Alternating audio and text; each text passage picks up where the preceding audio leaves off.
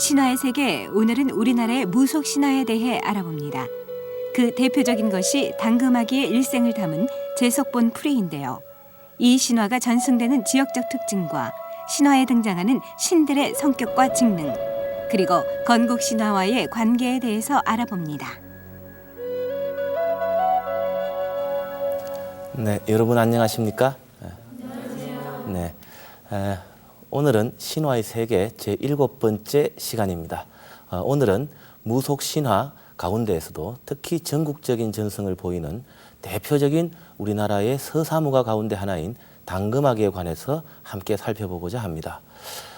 우리 무속 신화는 대단히 다채롭고 또 많은 우리 그 전통적인 의식, 인식을 담고 있는 소중한 문화자산이라고 말씀드릴 수가 있습니다.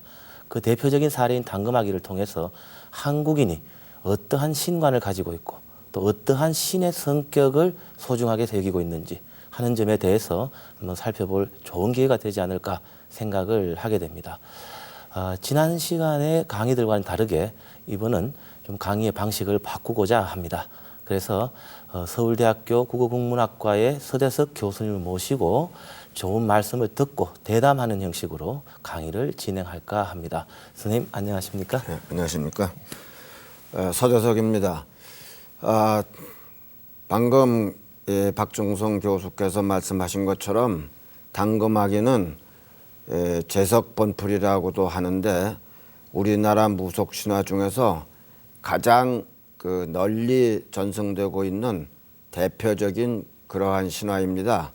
이 당금아기는 제숫꽃, 풍롱꽃 이런 우리가 잘 살기 위해서 하는 굿에서 주로 구성되는 그런 신화인데 이 자리에서 이 당금아기의 여러 이번 각 편들이 어떤 특징들을 가지고 있고 또 거기에 등장하는 남친이나 여신은 어떤 성격을 가지고 있고 또 이런 오늘날까지 구전되고 있는 무속 신화가 삼국유사와 같은 책에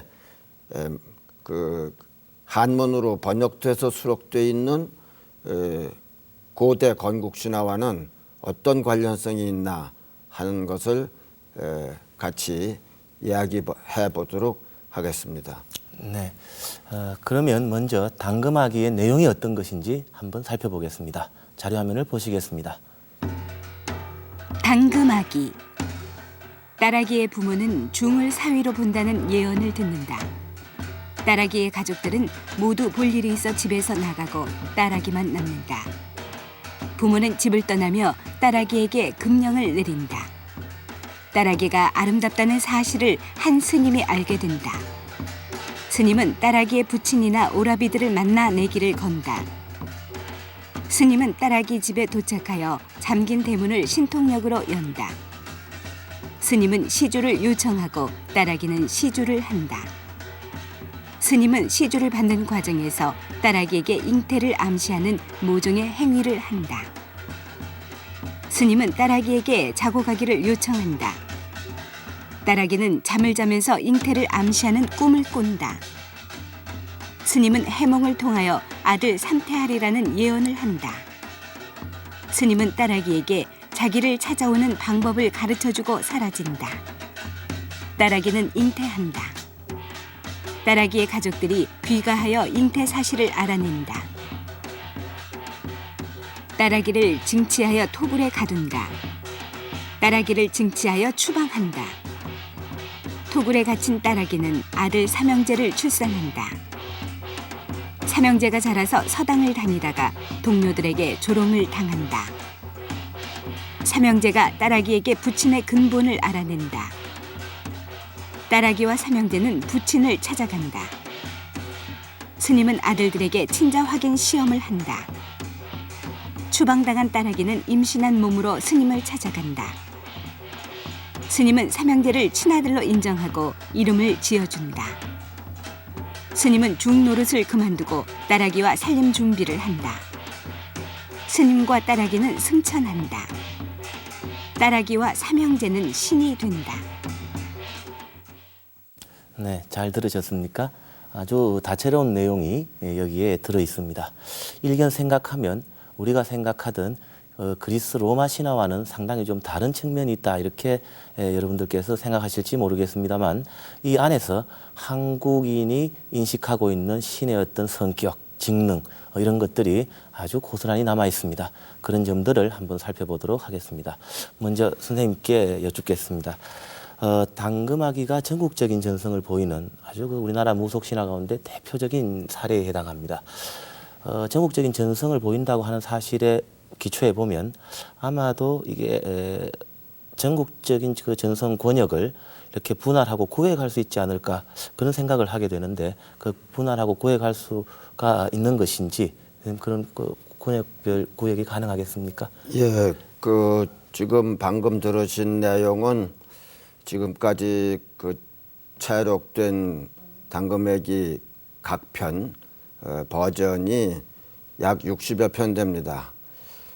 그런데 이제 60여 편의 내용을 요약해서 한데 뭉뚱그려서 소개했다고 생각이 됩니다. 그런데 이것을 지역별로 보면은 대체로 크게 한 3가지 지역으로 나눌 수가 있는데 남한강을 남북의 경계로 하고 소백산맥을 동서의 경계로 해서 남한강 북쪽과 소백산맥 동쪽의 동북지역권 여기에는 함경도 함흥홍원이라든지 평안도 강계 평양 또 그 밑에 내려와서 강릉 울진 또 경상도 동네까지가 모두 포함됩니다.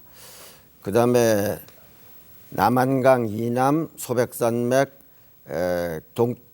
서쪽 이 서남 지역 한반도 서남 지역이라고 하는 지역에서 채록된 그 자료들이 또한 공통성이 있습니다. 여기에는 경기도 남부 수원 오산서부터 충청도 전라도 여러 지역에서 채록된 각 편들이 해당이 됩니다. 그리고 제주도에서 여러 편이 채록이 됐는데 제주도는 이 본토하고 다른 또 특징이 있습니다. 그래서 대체로 한 3개의 권역으로 60여 편의 자료를 나누어 볼 수가 있습니다. 네. 일단 지리적으로 구획이 가능하다 이런 말씀을 해주셨습니다. 그러면 혹시 이 무과 권역을 나누는 또 다른 기준도 있을 듯한데 그게 과연 무엇인지? 권역을 나누는 것이 바로 그 내용의 이제 변이 차이가 나는 걸 가지고 나눠 본 건데요.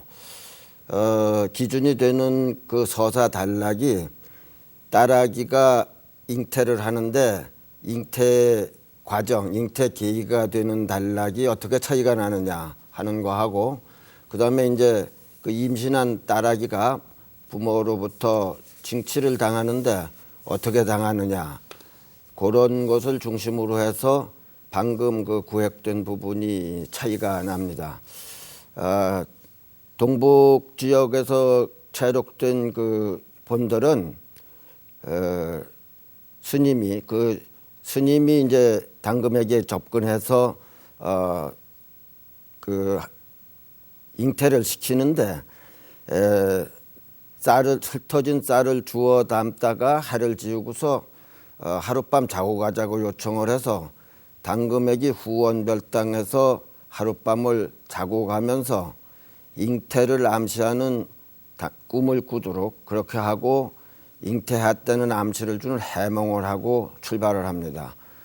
그리고 나서 당금아기는 임신이 되고 귀환한 부모에게 임신 사실이 알려지자 그 아버지가 징치를 해서 후원 토굴 땅속에다가 굴을 파고 당금아기를 거기에 감금해 둡니다.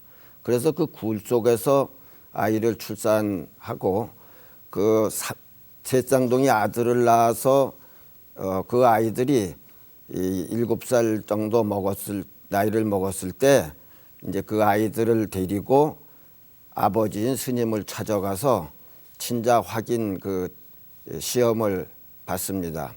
그런데 이제 서남 지역에 전승되는 그 본들은 스님이 따라기와 별당에서 자고 가는 것이 아니고 쌀을 줍는 도중에 청지 홍지에다가 쌀 3알을 싸서 따라기에게 주면서 이것을 먹으면 아주 건강에도 좋고 정신도 맑고 뭐 여러 가지 좋은 점이 많다. 이래서 이제 그걸 먹게 하고 사라집니다. 그리고 따라기는 임신을 하고 그다음에 부모에게 임신 사실이 발각이 되자 바로 임신한 채 따라기를 내쫓습니다. 그래서 임신한 몸으로 따라기는 스님을 찾아가서 스님한테 가서 출산을 합니다. 그렇기 때문에 서남 지역본에서는 아들을 데리고 가서 친자 확인을 하는 과정이 없습니다. 요것은 중요한 의미 차이가 있는 것인데 임신을 한 채 아들을 출산하지 않고 찾아간다 했을 경우에는 부부의 재회가 된다는 성격이 있고 동북 지역처럼 아들을 낳아서 키워서 데리고 간다 하면은 부부 재회 성격도 있지만 부자 상면의 그 성격이 있게 됩니다. 반면 제주도는요 서남 지역하고 대체로 잉태계기나 추방당하는 과정은 유사한데 추방당한 아들이 이제 과거 시험을 자라서 과거 시험을 봅니다. 근데 그 과거 시험에 장원급제를 했음에도 불구하고 과거에 떨어진 선비들이 이놈들이 중의 자식이다 이러고 시관한테 모함을 해서 과거가 취소가 됩니다. 그래서 이 아들들이 화가 나서 연주문 종과 북을 다 때려 부시고 그 도망을 쳤는데 아이들은 잡을 수가 없으니까 그 아이들의 어머니인 자지명아기를 잡아서 옥에 가둡니다.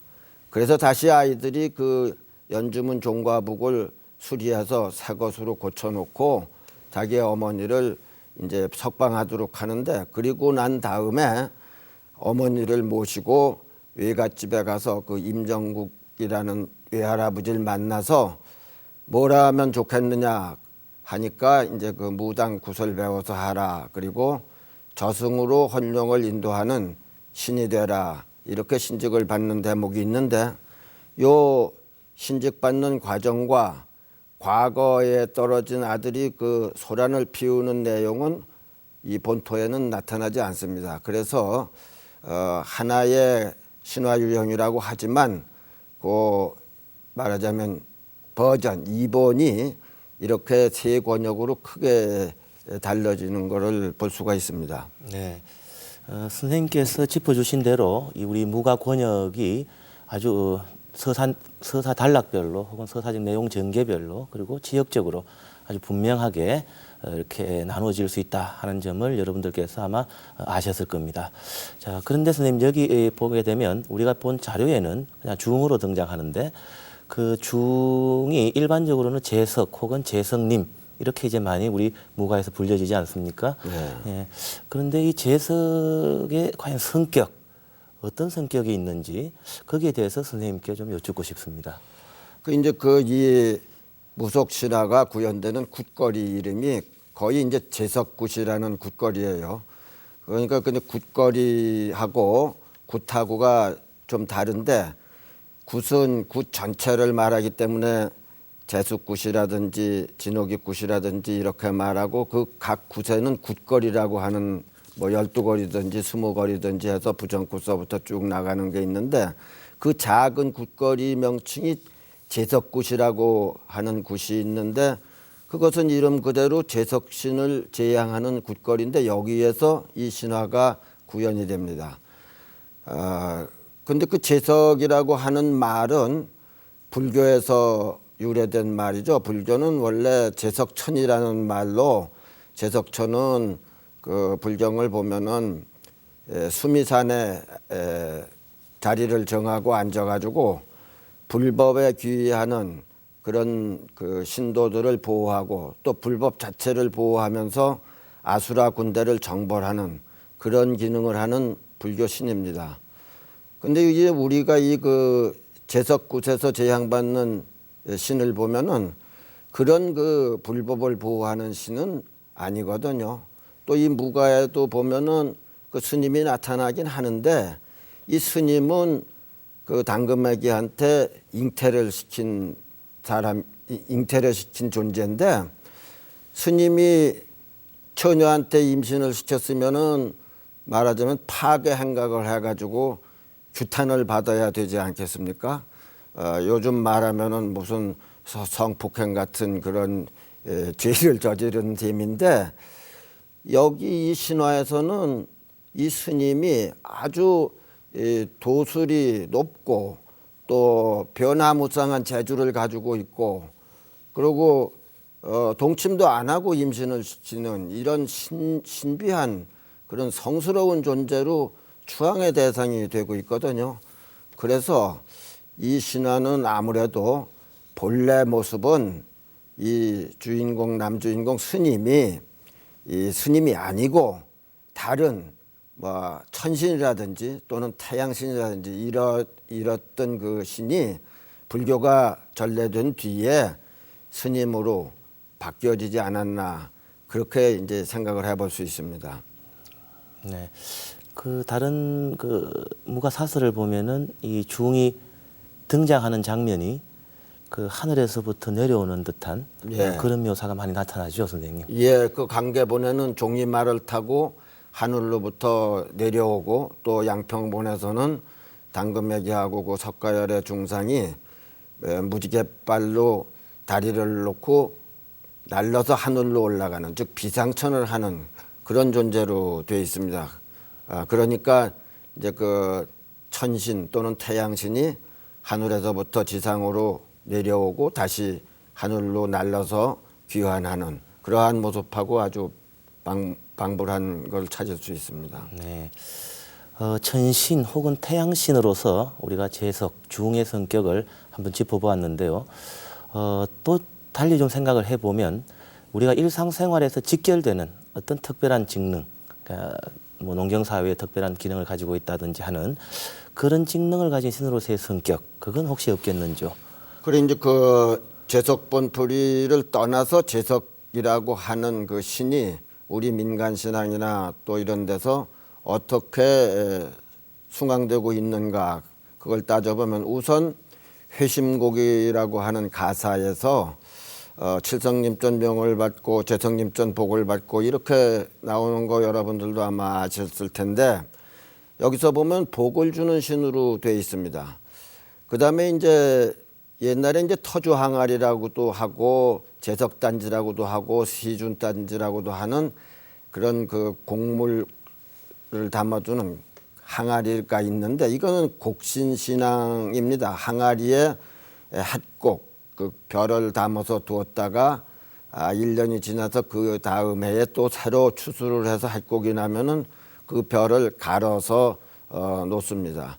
이걸 재석단지 또는 시준단지라고 하는데 거기서 재석신은 곡물신 말하자면은 농경에서 생산되는 게 곡물인데 곡신 또는 곡물신의 성격을 띠고 있는 걸 볼 수 있습니다. 그리고 이제 그 양주 경기도 양주의 재석굿 다음에는 이제 그 무당 굿놀이로 소놀이굿이라고 하는 굿을 하는데 이건 바로 소를 가지고 놀리면서 풍년을 기원하는 의식입니다. 농사가 잘 되라고. 그런데 이게 왜 재석굿 다음에 소노름굿이 이어지느냐. 바로 재석신이 농경 생산을 주관하는 신으로 이렇게 인식되고 숭앙됐기 때문이 아닌가. 이렇게 생각이 돼서 재석신은 농경 생산신의 성격을 가지고 있다. 이렇게 생각해 볼 수 있습니다. 네. 그러면 선생님 말씀을 통해서 우리가 이게 중 혹은 재석의 어떤 신직이 천신이구나 혹은 태양신의 성격을 가지면서 아울러 농경 생산신적인 성격을 포괄하고 있는 그야말로 아주 복합적인 신직을 좀 가진 그런 신으로 이해를 할 수가 있겠습니다. 다음으로 선생님께 여쭙고 싶은 내용은 이 딸아기로 표현이 되어 있습니다만 일반적으로 이제 널리 당금아기 또 그 여러 이름으로 불려지는데 여주인공이겠죠, 선생님. 예. 이 딸아기 혹은 당금아기는 마지막에 보게 되면은 신이 된다 그랬는데 어떤 그 신적인 그 직능을 가지고 있는지 그 성격에 대해서 좀 선생님께서 설명해 주시기 바랍니다. 그 이제 당금아기가 주로 강릉, 양평 이런 데서는 당금아기로 돼 있고 평양에서는 어려서는 당금아기, 커서는 서장아기 이렇게 돼 있고 또 저 전라도 이쪽 지역에서는 당금각시 이렇게 나옵니다. 그러고 이제 제주도에서는 자지명아기 뭐 이렇게 또 함경도에서는 세주아기 이렇게 여러 명칭으로 돼 있는데 당금아기가 제일 널리 불려지는 그런 명칭이기 때문에 이 명칭이 상당히 어떤 신화적 의미가 있지 않나 그렇게 생각해 볼 수 있습니다. 제 생각에는 당금이란 말이 그 옛날 고구려의 골짜기라든지 마을을 의미하는 단이란 말이 있습니다. 그리고 금이라고 하는 말은 고어의 신을 말하는 감이라는 말이라고 생각이 돼서 단감이 그냥 구전 과정에서 당금으로 돼 있는데 그 의미는 마을 신이나 골짜기의 신, 어떤 그 대지의 신 이런 의미를 가지는 여신이었다 그렇게 생각을 할 수 있습니다. 그 오산 지역 이런 데서는 당금뜰, 당금아기 그렇게 무가에서 구현을 하고 있어요. 그러니까 당금아기가 살고 있는 지역의 이름하고 그 여성의 이름이 일치하고 있습니다. 이것은 바로 이 당금아기가 지역을 관장하는 어떤 존재라는 걸 말하고 바로 제가 방금 말씀드린 것처럼 마을의 신이거나 어떤 사람이 살고 있는 그 골짜기의 신 이런 성격을 가지는 신이라고 이렇게 해석할 수 있는 근거가 됩니다. 네, 당금아기의 성격을 한마디로 요약을 하면 일종의 지역을 관장하는 여신이면서 지모신적 성격도 지니고 있고 또 한편으로는 그 생산 여신의 어떤 성격 그것도 아울러 가지고 있다 그런 말 뜻으로 여러분들께서 이해를 하시면 되겠습니다. 그 당금아기가 이제 아들 셋쌍둥이를 낳고 나중에 삼신이 됩니다. 그 삼신은 우리의 그 아기를 낳는 일을 관장하는 신이 아닙니까? 그래서 그 포태의 신이라고 흔히 말하는데 이 무속 신화에서는 어떤 신이 되는 유래를 이야기한 것인데 그 신화 내용에서 그 신이 무슨 일을 했느냐에 따라서 바로 그 일을 관장하는 신이 되는 것으로 되어 있습니다. 그 당금아기는 뭐 아들 낳는 일을 했으니 아들 낳고 딸 낳고 하는 출산을 관장하는 신이 되는 것이 아주 당연하다고 생각이 됩니다. 네, 잘 알겠습니다. 여러분들께서도 이 당금아기가 어떤 신적인 기능을 가지고 있는지 많이 이해를 하셨을 것으로 생각이 됩니다. 다음으로 중이 천신적 존재의 그 흔적을 지니고 있고 또 천신의 가능성이 대단히 높은데 또 한편으로 보면 지상의 여인과 강제적으로 결연하고 또 그 여인은 어떤 생산 여신으로서 혹은 지모신으로서의 성격을 함께 또 지니고 있습니다. 이렇게 보면 언뜻 제가 생각해 보면 우리 건국 신화에 소위 말해서 천부지모형, 다시 말하면 하늘에 있는 아버지가 땅에 내려와서 땅에 있는 여인과 결연해서 영웅과 시조를 탄생시키는 그러한 류의 어떤 그 문헌 신화, 건국 신화와 좀 일맥상통하는 점이 있다고 생각이 되는데 구체적으로 건국 신화와 어떻게 연결이 될 수 있는지 선생님께서 간략하게 좀 설명을 해주시기 바랍니다. 네, 그 어떤 보면 스님하고 여자하고 이 동침을 하든지 이래 가지고 아기를 낳았다 그것이 신화 내용의 전부인 것 같은데 이 우리 고조선 건국 신화인 단군 신화 또 고구려 건국 신화인 주몽 신화 동명왕 신화라고도 합니다. 이 신화를 보면은 결국 하늘에서 내려온 환웅 천왕 환웅이라는 천신인 남성과 땅에 있었던 웅녀가 뭐 곰이 변한 여인이긴 하지만 어떤 지신적인 성격의 여인이 결합을 해서 국조, 국가의 시조, 단군을 출생한다. 그런 걸로 요약할 수 있고, 주몽신화도 해모수라는 천신, 태양신이 이 하백의 딸 유화라는 여인과 결연을 해서 이 주몽이라고 하는 고구려 시조를 탄생하는 이야기입니다.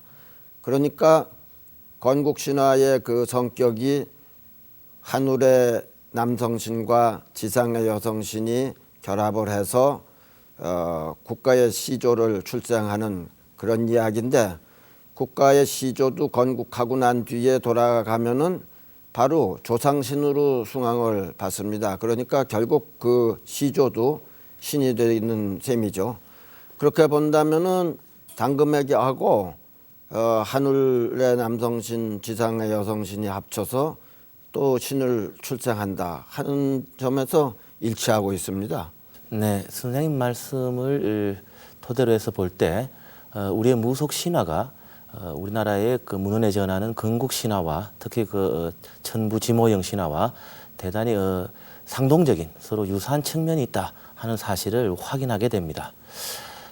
오늘 무속 신화 당금아기와 관련해서 여러 가지 이 내용에 대해서 함께 공부를 했습니다. 오늘 나오셔서 여러 가지 말씀을 해주신 서울대학교 국문학과의 서대석 교수님께 감사의 말씀을 드립니다. 네, 여러분, 무속 신화는 당금아기뿐만 아니라 대단히 많은 자료들이 전승되고 있습니다. 하나하나가 모두 우리의 신화적 자산입니다. 신화의 자산입니다. 여러분들께서 따로 자료를 찾으셔서 많은 공부를 하시기를 부탁드립니다. 그럼 오늘 강의를 마치겠습니다. 대단히 고맙습니다.